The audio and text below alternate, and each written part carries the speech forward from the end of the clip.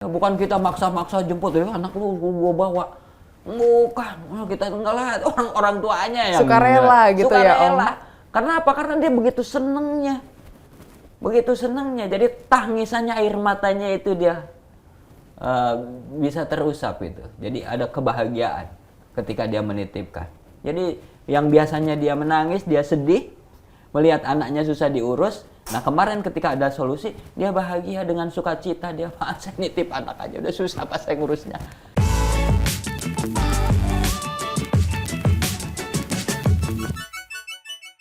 Halo sahabat Kompas.com, kembali lagi di program Nusaraya bersama saya Servina Vivian.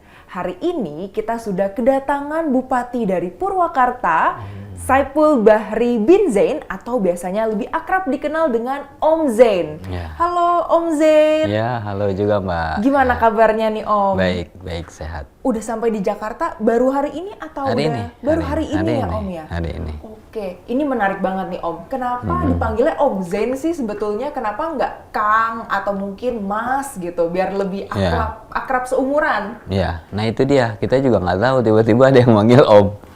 Ya, awalnya sih kayaknya lagi ketemu seorang siapa gitu, lupa lagi. Om gitu. Jadi akhirnya kemudian orang jadi familiar manggilnya Om. Terus ini enakan saya panggil Bapak apa Om Zain? Om aja. Om aja Sebab ya? Jarang yang manggil Bapak malah. Jarangnya manggil Bapak? Iya, jadi yang biasanya yang manggil Bapak itu biasanya orang yang baru ketemu. Terus yang orang yang hari-hari bareng itu pasti manggilnya Om. Oke. Ya. Biar berasa lebih deket gitu, lebih kayak keluarga gitu ya Om ya? Iya, Om manggilnya. Anak kecil juga sama. Kalau ketemu saya, hey Om Jen gitu. Nah nenek, kakek-kakek juga Om Jen. Jadi siapapun yang manggilnya sebutannya Om. Segala usia manggilnya Segala Om Zain gitu ya iya. Om? Om, ya gitu. Oke. Nah, Purwakarta nih Om, sekarang kan lagi lumayan menjadi sorotan ya Om, karena adanya pembinaan karakter ya Om. Ya. Sebutnya apa sih Om sebetulnya? Ya sih sebenarnya itu pembinaan, penguatan karakter. Penguatan karakter. Untuk pelajar ya. Pelajar. Sebetulnya kalau dari Om Zain sendiri melihat karakter seperti apa sih yang dibutuhkan oleh siswa di Indonesia ini? Ya karakter yang dibutuhkan yang tentunya sesuai dengan norma agama, norma seksual budaya itu yang dibutuhkannya seperti itu, yang berwawasan kebangsaan, ya kan? Ya kan sebenarnya kan kalau pendidikan itu kan mendewasakan manusia untuk lebih dewasa kan gitu kan, karena ada parameternya karakter orang yang dewasa itu seperti apa kan gitu, sehingga apapun yang semuanya berkontribusi terhadap membentuk karakter siswa seutuhnya yang diharapkan oleh tujuan dari pendidikan nasional. Gitu Mbak. Ya. Sebetulnya kalau menurut Om Zain sendiri fondasi apa yang paling penting? Fondasi agama paling penting. Agama itu agama. penting. Ya penting. Agama itu penting. Oke, nah kemudian mungkin boleh nih Om diceritain seperti apa sih sebetulnya program yang diberikan kepada siswa ini? Kan banyak orang yang bilang dikirim ke camp militer atau ke barak militer. Sebetulnya ini tuh program seperti apa sih Om? Nah sih sebenarnya gini. Jadi ini kan fenomena di mana-mana, bukan hanya di Purwakarta saya pikir ya. Nah tapi saya akan bicara tentang Purwakarta. Sekolah tuh dari dulu ya, kita sekolah rutinitas, keluar masuk pagi pulang sore. Segala macam itu diajarkan materi pelajaran kan gitu, tentang persoalan kedisiplinan, terus wawasan kebangsaan juga diajarin di situ kan. Iya. Terus tentang materi-materi lainnya tentunya untuk tapi tidak pernah berhenti kita mendengar cerita anak itu tawuran. Malah dulu kalau yang dengar kita anak tawuran tuh anak-anak tingkat SMA. Lah kalau sekarang tawuran itu malah jadi anak SMP. Lebih ganas lagi tawuran itu anak SMP itu daripada anak SMA, lebih nekat.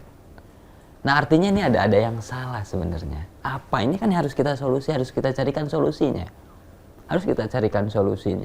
Nah ini ada terjadi di Purwakarta khususnya, terjadi keresahan orang tua, keresahan guru di saat apa? Di saat dia sudah menerapkan berbagai aturan, memberikan materi pelajaran, tidak masuk telinga kiri, keluar telinga kanan. Demikian juga orang tuanya, cenderung melawan gitulah ya. Suruh bangun subuh, nggak mau bangun subuh, dibangunin marah-marah, pagi suruh pergi sekolah, kagak mau pergi sekolah. Dia pergi ke sekolah, pergi dari rumahnya kagak nyampe sekolah. Udah terus adanya di mana dia nongkrong sama teman-temannya, dia merokok, dia mabuk kadang ya kan. Terus waktunya pulang dia kagak pulang jam 12 malam. Nah ini akhirnya orang tuanya kebingungan harus pakai cara apa lagi gitu. Yang dia percaya sebenarnya akan saya titipkan ke sekolah untuk agar apa? Agar anak ini bisa berubah. Ya sekolahnya juga kan terbatas waktunya. Iya kan? Terbatas itu memantau si pelajar itu. Akhirnya si orang tua ini bingung dia harus bagaimana untuk mengatasi ini kan gitu. Nah pas sama kami juga pemerintah daerah ini kan ada kekhawatiran karena ini anak yang akan kita persiapkan di masa yang akan datang kan gitu. Jangan-jangan kita semuanya berkontribusi terhadap bad karakter si anak kan gitu. Dari kebingungan itu Pak Gubernur Kang Deddy Mulyadi ya sudah dia bikin kebijakan kan ya sudah kalau semuanya orang tua merasa nggak sanggup titipkan aja ke militer kan gitu ya kan. Ya akhirnya ya gayung bersambut di saat kami resah, di saat kami kebingungan, akhirnya ya sudahlah kita umumkan pada orang tua siswa, para orang tua siswa, para wali murid, kalau punya anak yang melawan, kalau anak yang susah diurus, kalau anak ini nakal, dia sering bolos, sering mabal, sering mabok, sering merokok, sudah hubungi aja nomor ini, saya kasih tahu tuh nomornya. Atau hubungi dinas pendidikan gitu. Saya akan titipkan ke barak militer. Dugaan orang berbondong-bondong dong nitipin. Iya. Kenapa bapak nitipin? Saya udah nggak sanggup lagi, anak saya melawan. Ya pengen motor ngamuk-ngamuk. Saya terpaksa harus beli motor. Saya pinjam uang Bang Emok. Saya pinjam pinjol. Saya pinjam ini untuk cicilannya kagak ada lagi. Kagak dibelikan marah-marah. Kan gitu. Terus harus kasih bensin, nggak ada uang. Ya saya udah nggak sanggup lagi, suruh sekolah, pergi dari rumah, dia nggak datang ke sekolah. Ya sudah, ini saya bilang saya titipin ke Resimen Armet 1 Setidaryuda, Kostrad. Ya nggak apa-apa, udah seneng katanya, saya udah bangga, lega katanya anak saya nanti bisa disiplin. Berarti gitu. malah orang tua sudah mendukung begitu ya, tanpa perlu kayak dari pemerintah memohon-mohon gitu ya Om. Mereka yang nitipin, sumpah, swear. Mereka yang nitipinnya, nggak suka rela. Nah, boleh deh dicek deh teman-teman, boleh Mbak, boleh kalau sekali-kali ke Purwakarta tanya sama orang tuanya kenapa itu dititipin, ya kan? Lah kenapa dititipin ke barak militer kan gitu? Maksudnya itu penekanan peningkatan disiplin selain ya materi pelajaran yang biasa dia dapat di sekolah. Banyak orang yang ngomong ke Om Jenny itu nanti sekolahnya kayak gimana? Lu mikirin sekolahnya kayak gimana? Orang dia di hari-hari aja pergi dari rumah kagak sekolah, bolos. Nah kalau di sini malah justru dia bisa sekolah. Kayak gimana tuh skemanya? Ya pelajaran yang biasa dia dapat, dia kasih, gurunya datang. Gurunya berarti datang ke barak iya. Ya Om. Oke. Jangan terus kemudian jangan ada bayangan kalau barak militer tuh serem kayak gimana gitu. Enggak. Ini pindah aja biasanya sekolah itu di ruang kelasnya itu di sekolah misalnya SMA, SMP A, SMP B ini di barak gitu, di komplek militer kan gitu. Jadi dari pagi bangun sampai tidur semuanya terawasi. Gitu. Oke, berarti kalau misalnya jamnya sekolah mereka tetap belajar seperti di sekolah gitu ya? Nah, sekarang kan ada ujian kelas 9, ujian sekolah. Mereka ikut ujian sekolah, gurunya datang. Bawa soal-soalnya ke situ. Lah nggak ada yang berubah, cuman tingkat kedisiplinan ditingkatin. Kan gitu, dibentuk tuh karakter disiplinnya, bela negaranya, dikasih tahu, lu gimana mau bisa bela negara, lu bela diri sendiri aja lu kagak bisa, urus sendiri aja. Ya kan? Disitulah kemudian akan terbentuk. Oke. Gitu. Berarti gurunya nggak mendapatkan pembinaan karakter juga nih Om di barak militer. Siapa tahu kan bisa dipraktekin nih kepada teman-teman yang ada di sekolah gitu. Guru? Iya. Maksudnya? Betul, guru dari guru-guru yang ngajar juga di sekitaran Purwakarta gitu. Kalau guru yang ngajar ya makanya jadi guru kan sudah terbentuk karakternya. Iya, tapi paling tidak dikasih pemahaman lah untuk peningkatan disiplin itu kan kaitannya dengan kompetensi guru ya. Kalau kompetensi guru kan ada ujian-ujiannya kan gitu. Oke. Untuk proses di barak berarti Om Zen udah lihat langsung ya Om? Langsung. Saya seharian tadi di situ. Gimana tuh Om melihat kegiatan anak-anak di sana? Ya dari pagi kan saya ke sana itu upacara Hari Pendidikan Nasional. Hari Pendidikan Nasional, terus langsung pembukaan. Memang mereka datangnya kemarin kan masuk terus tes kesehatan segala macam ya, terus konseling dari psikolog. Aku datangin juga loh konseling psikolog. Iya, kan kita tanya problemnya anak-anak itu kenapa. Nah, kenapa dulu bolos terus, kenapa melawan sama orang tua, kenapa males sholat, kenapa males belajar, kenapa kecil-kecil udah mabok, kenapa kecil-kecil merokok, lo duitnya dari mana, itu psikolog kita tanya konseling, kan gitu. Nah, hari kedua ini, dari pagi tuh udah mulai tuh pembukaan, dia masih dapat materi pelajaran. Aku saksikan, aku pastikan langsung itu semuanya berjalan dengan lancar. Datang, di situ stay. Nah, dari situ baru ke sini. Dan saya jalan dari itu loh, komplek Resimen Army loh ke sini. Dari situ dari pagi. Berarti baru kurang lebih 2 hari berjalan, ini udah kelihatan banget tertib dan disiplinnya Ya, gitu ya, Om? kelihatannya minimal dia kan bangun subuh. Saya tanya kepada pembinanya, itu harus dibangunin dari gubrak-gubrak, kagak, pada bangun sendiri yang biasanya melawan sama orang tua. Pada ke air sendiri, pada sholat subuh. Nah, itu yang dialami oleh peserta didik yang dia kebetulan mendapat pembinaan ya. Nah, yang di luar nih menarik nih, yang di luar.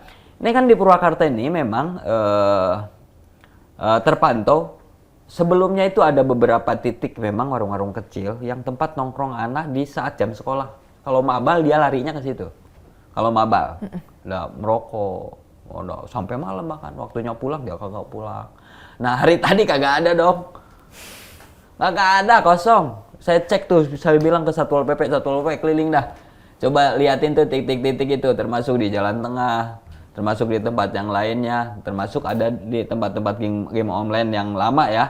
Kan biasanya kalau mabal itu kan kalau nggak nongkrong merokok dia main game, ya kan? Nggak ada, kecuali yang sempal-sempil yang masih kelihatan itu yang orang yang masih ini. Yang lainnya nggak ada, kosong, tadi udah dicek. Jadi bahkan artinya ada efek domino itu. Efek domino itu ya, Om? Iya, orang nanti gue takut dibawa ke sana kan gitu. Ya memang ada orang yang mengesankan bahwa komplek militer tuh seram gitu.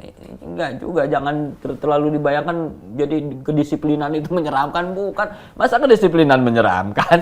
Agak. Iya. Oke. Tapi ya kita nggak bisa memungkiri juga bahwa banyak banget pihak yang mungkin kontra terhadap pilihan ini ya, Om.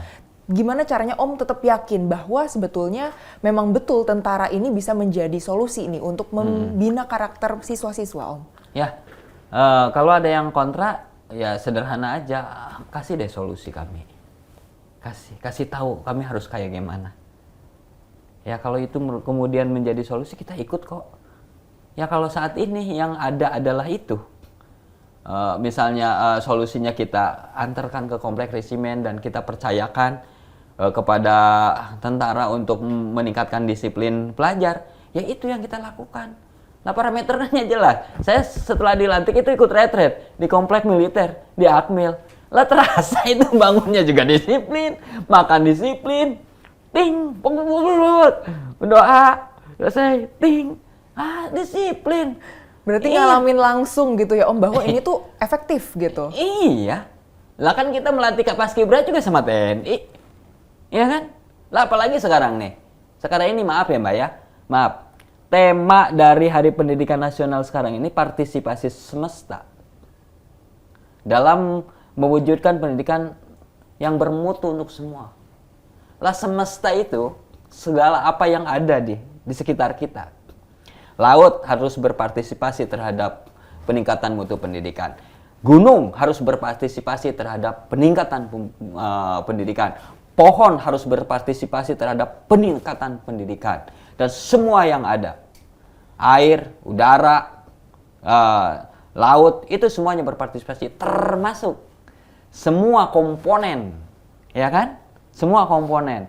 Pemerintah, swasta, lembaga pendidikan, non-pendidikan, atau institusi-institusi lainnya, termasuk TNI. Iya kan? Lah TNI kan termasuk penghuni semesta. Lah kan katanya semesta harus berpartisipasi.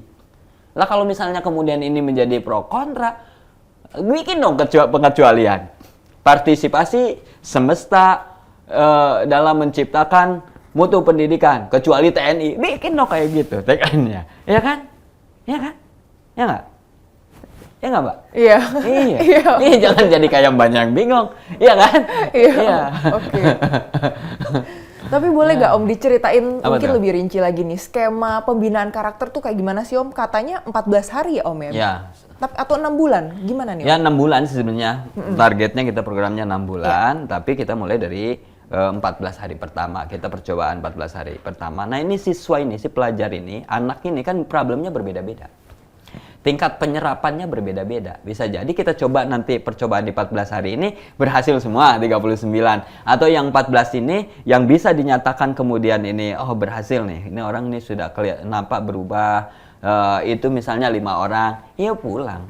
Atau bisa jadi yang 3 bulan, ada yang tidak semuanya flat harus 6 bulan. Kalau dia udah bisa berhasil kemudian dengan 2 minggu ya pulang. Karena beda-beda kan program itu, tingkat ini anak-anak itu kan pengaruh tadinya terhadap pribadi dan pikirannya kan berbeda-beda. Ada yang bisa lebih cepat, ada yang lambat, aya nu leled. Lah kan gitu. Oke, berarti kalau misalnya setelah evaluasi 14 hari sudah oke, boleh pulang begitu? Boleh pulang yang oke, yang dinyatakan ini sama pembinanya, sama gurunya oke nih, nah ini udah baik nih. Kan gitu. Tapi begitu pulang dia dikasih tugas, kasih tanggung jawab, kasih buku saku. Ya kan, banyak nih orang yang ngomong sama omnya, ini nanti kalau udah keluar, nanti lingkungannya buruk, dia masih terkontaminasi lagi. Nah kita juga harus jaga itu. Untuk cara menjaganya kita kasih penugasan, tanggung jawab, kita kasih buku saku. Dia dikasih tanggung jawab untuk ngajak temennya, untuk bisa seperti dia, terbentuk karakternya, disiplinnya meningkat, kan gitu, ya kan? Caranya misalnya diajak, kasih tanggung jawab, ajak lo 5 teman untuk bagaimana temannya itu bisa disiplin seperti dia, ya kan? Nah terus misalnya dia catat namanya si A, si B, si C, si D. Nah ini misalnya dari 5 ini yang 4 dia berhasil diajak, ya kan? Tapi yang 1 tidak berhasil, ya catat. Kenapa nggak bisa berhasil? Nah, anak ini nggak bisa diajakin nih, malah dia ngajakin kita mulu. Kalau ngajakin kita mabal terus, ya ditulis di situ. Jadi semuanya terpantau. Begitu. Jadi janganlah kemudian si pelajar itu dibawa ke barak militer jadi sesuatu yang gimana gitu. Enggak kok, saya tidak lihat dulu anak-anak tuh enjoy. Iya. Ruangannya, terus tempat tidurnya, tempat makannya, tempat ruang belajarnya, toiletnya, makanannya, dokter 24 jam di situ, standby nakes. Psikolog juga standby terus berarti Ada ya, Om? standby. Oke. Ada, dia kan harus pantau terus. Jadi hak-hak anaknya nggak dikurangin. Gitu. Ini kan bukan forum peloncoan. Nah ini peningkatan disiplin, bukan pelonco, Mbak. Awas. Gitu. Nah kalau nggak salah kan di Perpres juga ada 87/2017 dulu pemerintah daerah bertanggung jawab terhadap berjalannya itu kerjasama antar institusi untuk peningkatan pendidikan karakter, ya kan? Oke. Berarti kan semua institusi itu, nggak salah ya. Ada yang menarik juga nih Om. Apa? Katanya kalau misalnya orang tua mau ngelapor, itu lapornya ke Damkar ya Om? Ya, Selain ke kemarin, Dinas Pendidikan Ya begitu? karena kemarin kan darurat. Jadi yang paling cepat aja begitu Pak Gubernur udah kita kan kita kasih tahu Pak Gubernur ini orang banyak di antara orang tua kita ini yang dia sudah tidak sanggup lagi, bagaimana cara mengatasinya, iya kan? Gimana coba? Terus para guru juga sudah hampir angkat tangan untuk anak-anak tertentu, bagaimana cara mengatasinya. Lah kan dia kan tidak mantau terus anak itu tiap hari, ya kan, di jam-jam sekolah kan gitu. Akhirnya saya sampaikan pada Pak Gubernur, kata Pak Gubernur titipkan ke barak militer. Oke. Kan gitu, titipkan ke komplek resimen armet atau misalnya ke komplek TNI yang lainnya, kan gitu ya. Kita lakukan itu, langsung kita umumkan. Nah biar agak cepet nih orang tua kan rata-rata punya nomor damkar, ya kan? Nomor damkar itu nomor yang paling diketahui banyak orang karena kalau kebakaran pasti dia telepon tuh. Makanya kita kasih aja tuh nomor damkar, umumin. Kalau anaknya nakal, kalau anaknya nggak susah diurus, kalau anaknya sering mabal, udah lapor aja ke nomor ini atau lapor ke Dinas Pendidikan.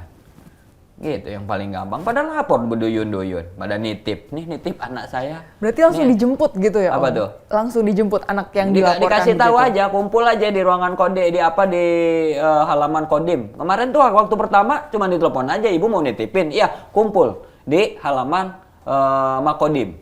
Terus bawa surat pernyataan kalau ini kita mau menitipkan orang tuanya. Seperti itu. Iya, bukan kita maksa-maksa jemput, anak lu gua bawa. Bukan, kita enggak lah, orang tuanya yang sukarela gitu ya, Om. Karena apa? Karena dia begitu senengnya. Begitu senengnya. Jadi tangisannya, air matanya itu dia bisa terusap itu. Jadi ada kebahagiaan ketika dia menitipkan. Jadi yang biasanya dia menangis, dia sedih melihat anaknya susah diurus. Nah, kemarin ketika ada solusi, dia bahagia dengan sukacita. Dia, saya nitip anak aja, udah susah pas saya ngurusnya. Gitu, kayak gitu. Oke, berarti emang kelihatan banget Om fokusnya adalah untuk mempersiapkan generasi penerus gitu ya, Om, di Purwakarta ini ya? Iya. Jadi fokusnya di peningkatan disiplin ya, karena problemnya itu kan di disiplin. Kenapa mereka tertinggal belajarnya? Karena nggak disiplin. Ya kan? Kenapa mereka misalnya terbawa pergaulan bebas? Karena nggak disiplin. Kalau disiplin, enggak lah. Pulang sekolah, pulang. Ya kan? Waktunya istirahat, waktunya belajar, ya kan? Waktunya pegang HP, kapan dia pegang HP, disiplin gitu loh. Ini karena gagal disiplin, makanya kita topiknya, materinya peningkatan disiplin. Nah, untuk ningkatin disiplin, yang terpercaya ya jujur aja. Jujur aja, kalau kita nih sipil nih, lah guru mau ngajarin disiplin sama anaknya, bentak dikit aja protes orang tuanya. Iya kan? Lah TNI kagak bentak-bentak, Bos. Mbak, nggak ada bentak-bentak. TNI suruh nyiapin gerakannya, anak-anak langsung siap. Iya, jadi nggak usah dibikin kayak gimana kesannya gitu di barak militer, enggak lah. Oke, selain fokus untuk mempersiapkan generasi muda nih ke depannya, di selama kepemimpinan menjadi bupati ini, fokus utama Om Zen apa sih, Om, selain tentang pembinaan karakter itu? Sumber daya manusia tentunya, untuk semua ya. Bukan hanya untuk pelajar, tapi untuk masyarakat juga. Itu semua, karena saya berpikir, Om Zen nih berpikir bahwa percuma kita membangun apapun kalau tidak seimbang dengan pembangunan sumber daya manusia. Akan sangat percuma, akan boros membangunnya.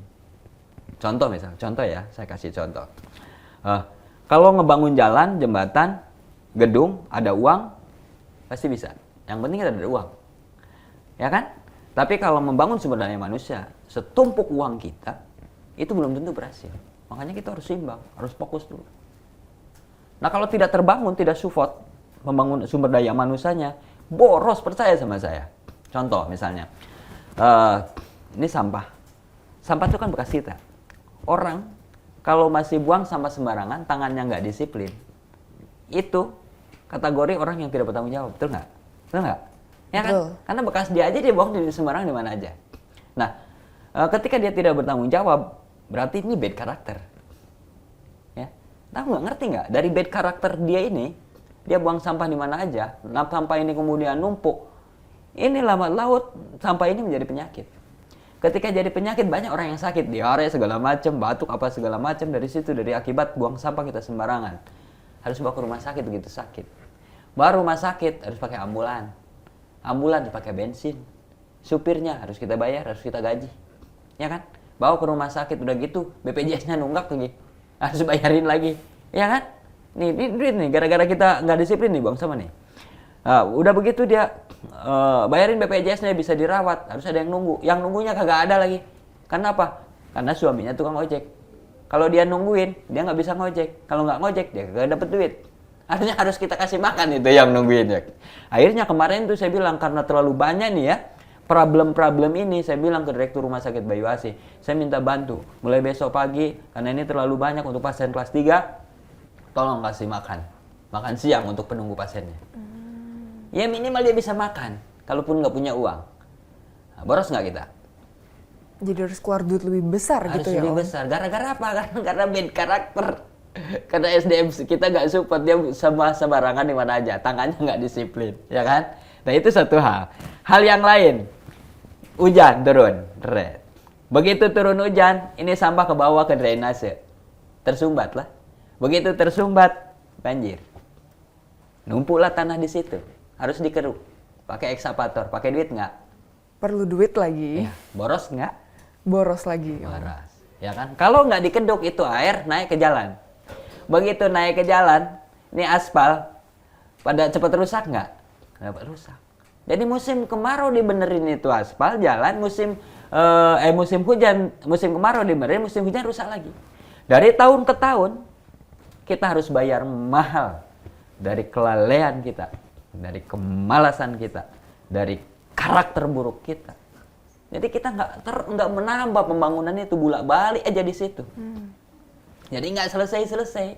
Makanya kalau musim hujan ya Mbak, kita ini harus jujur. Yang kita omongin kalau musim hujan, banjir. Iya kan? Longsor. Tiap tahun. Kalau musim kemarau apa? Musim kemarau yang kita omongin kebakaran sama kekeringan. Mobil tangki kirim kemana-mana itu, karena orang itu kekeringan, kekurangan air. Tahun ke tahun. Lah kemarin Purwakarta sama. Musim hujan banjir. Nah, begitu banjir kebiasaan nih orang kita ini bawanya nih sembako. Kalau kebanjiran ngasihnya sembako. Ya kan? Terus kalau longsor kasihnya sembako pula. Kalau kekeringan kasihnya sembako pula. Kalau misalnya kebakaran kasihnya sembako pula. Saya kemarin nggak bawa sembako. Dia omongin nih, si Om Jen mau kesini nggak bawa sembako. Iya, saya nggak bawa sembako, tapi yang saya bawa ekskavator, saya bilang. Biar apa? Biar kagak banjir lagi. Nah itu kan karena ketidakdisiplinan kita, karena bad karakter kita, karakter buruk kita yang tidak disiplin. Karena sumber daya manusia kita yang tidak support. Akhirnya kita harus bayar mahal. Gitu. Sementara kan pembangunan itu harus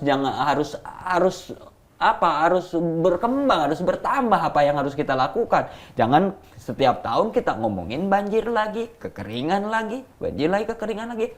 Jadi kalau saat ini ngomongin banjir dan kekeringan minimal 2 tahun kita tidak lagi bicara tentang banjir.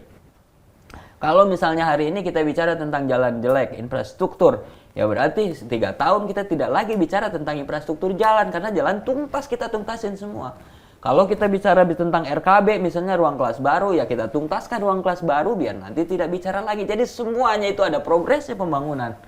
Jadi bertambah gitu, tidak ke situ lagi, kita keluar uang puluhan miliar, ratusan miliar, bolak-balik ke situ, harus bayar dari kesalahan kita, harus bayar dari kelalaian kita. Itu makanya Om Jen itu sederhana aja, nggak pernah ngomongin yang gede, hal-hal yang sederhana aja tentang persoalan bagaimana kita tidak buang sampah sembarangan, bagaimana kita jaga lingkungan. Itu kan hal yang sederhana tapi berdampak besar. Oke, tapi konkretnya itu seperti apa sih Om untuk memperbaiki bad character yang ada di masyarakat Purwakarta? Ya kita jangan pernah berhenti untuk memberikan penjelasan. Jangan pernah berhenti terus kita keliling untuk memberi pengetahuan, terus memberikan pelatihan, terus memberikan keterangan. Semua orang harus terlibat untuk berpartisipasi untuk membentuk itu. Jadi sayangnya harus rewel. Kan gitu. Makanya saya bilang ngosrek. Ngosrek itu saya program ngosrek nih. Ngored, bebersih, berseka. Bersih, berseka. Ngosrek, Selasa, Jumat. Ya sayanya harus rewel. Tapi kan jadi akhirnya terbiasa. Walaupun saya baru 2 bulan, 3 bulan, jadi orang kalau hari Selasa, woy, bersih kan gitu. Jadi orang mau buang sampah malu. Walaupun kita masih belum terbentuk bener ya, tapi kan kita butuh waktu terus. Saya pengen benerin itu aja, mumpung masih musim hujan.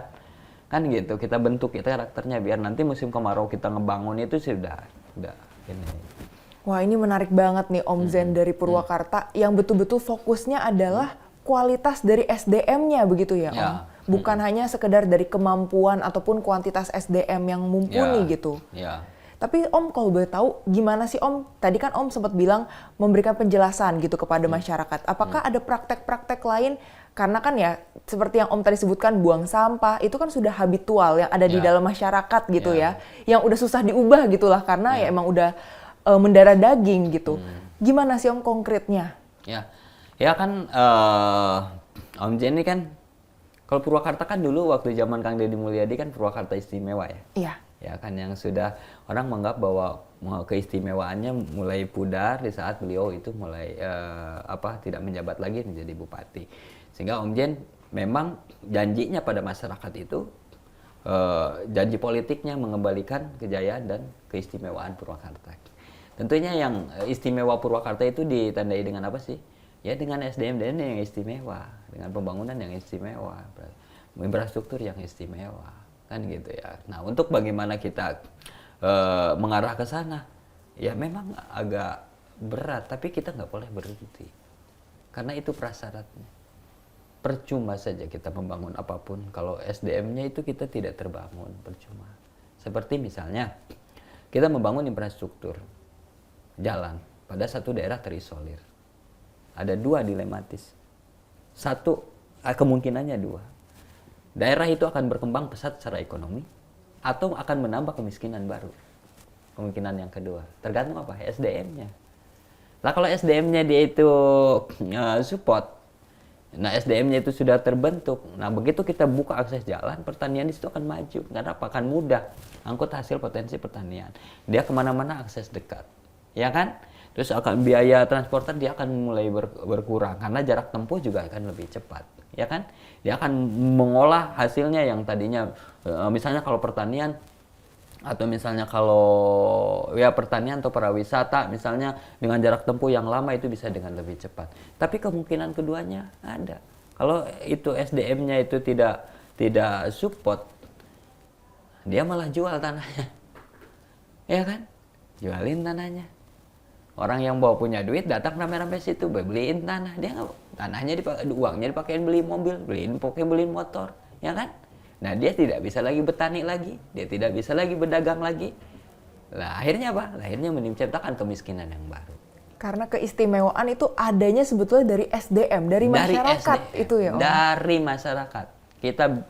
Kita bikin WC umum sebagus apapun, kalau masyarakatnya belum sadar harus buang air besar itu di WC, percuma Mbak. Dia tetap aja dolbon sama dolwah, modal di kebun yang modal di sawah. Ya kan biayanya mahal bikin toilet, ya kan? Tapi tidak dipakai. Dia sampai nonggeng di sawah, nonggeng di kebun. Ya kan?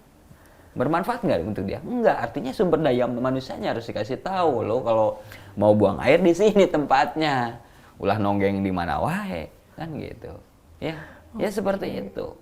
Terakhir nih Om, selama satu periode nanti Om ingin menjadikan Purwakarta itu dikenal seperti apa sih Om? Ya tidak perlu dikenal sebenarnya Purwakarta itu, ya kan gitu. Artinya kita tidak harus mendesain bahwa Purwakarta harus menjadi kabupaten terkenal. Tapi paling tidak Purwakarta itu kembali menjadi Purwakarta istimewa, kan gitu. Keistimewaan gimana? Keistimewaan sumber daya manusianya, pembangunannya, yang tentunya kan. Makanya Om Jen tuh bilang tagline-nya tuh kan sederhana banget, jalan mulus. Imah aralus, rakyat kaulus kan. Jalan mulus itu jalannya ya bagus-bagus infrastrukturnya, tempat-tempat wisata, tempat pertanian, jalan-jalan industri, ya kan. Terus yang kedua, makanya tuh karena jalan mulus jadi semua pajak kendaraan itu kan diproyeksikan untuk ini ya, pembangunan infrastruktur jalan kan. Ya itu termasuk kebijakan gubernur juga. Terus yang kedua rumah pada bagus, rumah aralus teh rumah pada bagus bahasa Indonesianya. Jadi rumah yang seperti apa? Rumah-rumah rakyat miskin, janda-janda tua yang dia rumahnya mau roboh, nanti kita akan bagusin kan gitu. Terus rakyat kaurus itu kita terurus rakyat, masyarakat kita urus. Apa yang kita urus? Kebutuhan dasarnya, kebutuhan pendidikannya, terus kesehatannya. Yang seperti itu. Nah di situ kan jadi Purwakarta istimewa itu kan di situ. Jadi pemerintah negara hadir dalam setiap keresahan masyarakat yang dialami oleh masyarakat. Kita hadir dalam setiap problem yang dihadapi oleh masyarakat. Nah di situ.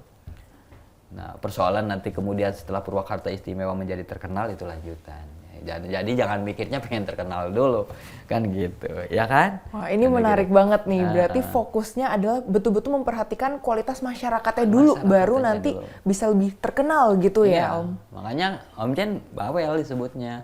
Ini Om Jen bawel sih, suruh bersih-bersih, suruh jangan buang sampah sembarangan. Ini gini bupati ini bersih-bersih mulu, Om Jen jangan-jangan dulunya sebelum jadi bupati jadi cleaning service. Ada yang ngomong kayak gitu.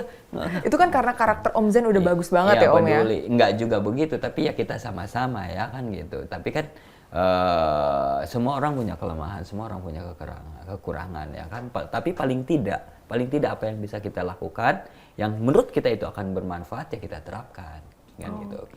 Karena ya jujur aja kalau jabatan itu kan sementara. Jadi bupati ya paling 5-10 tahun sementara. Ya, tapi kan kebaikan terus berbuat yang menurut kita itu yang semestinya harus kita baik, menurut kita baik, ya itu kan sepanjang masa tidak terikat oleh jabatan kedudukan itu sama status kan. Makanya Om Jen tuh termasuk Apa? Om Jen nggak tinggal di rumah dinas.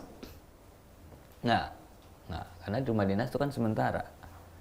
Ya rumah dinas kalau nggak ditinggalin sama Om Jen, ada yang ngurus negara. Kalau rumah Om Jen nggak ditempatin rusak, siapa yang mau ngurus? Ya kan? Betul. Ya termasuk mobil dinas juga Om Jen nggak pakai. Udah lah Om Jen pakai mobil sendiri aja. Biar apa? Biar nanti nggak keenakan pakai mobil dinas, begitu udah selesai 5 atau 10 tahun kita merasa kehilangan, ada yang berubah gitu. Om Jen nggak mau ada yang berubah pada diri Om Jen gitu. Makanya orang manggilnya juga Om Jen aja, jarang yang manggil bupati, jarang. Ya bisa terhitung lah, malah di lingkungan pemerintah daerah aja OPD panggilnya Om Jen aja, kepala dinas juga Om Jen.